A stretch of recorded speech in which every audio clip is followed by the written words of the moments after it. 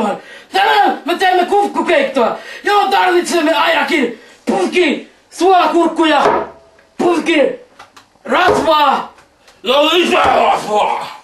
2 purkkia rasvaa. Ensiksi laitetaan tänne suolakurkkuja. Ja jotta ruuasta ei jäisi ruuan maku unohtumaan, laitamme sinne hiukan rasvaa.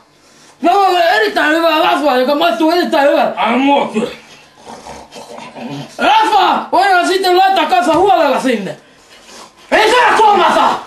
Sillä sitten laitamme vielä sisään toisen suolakurkun.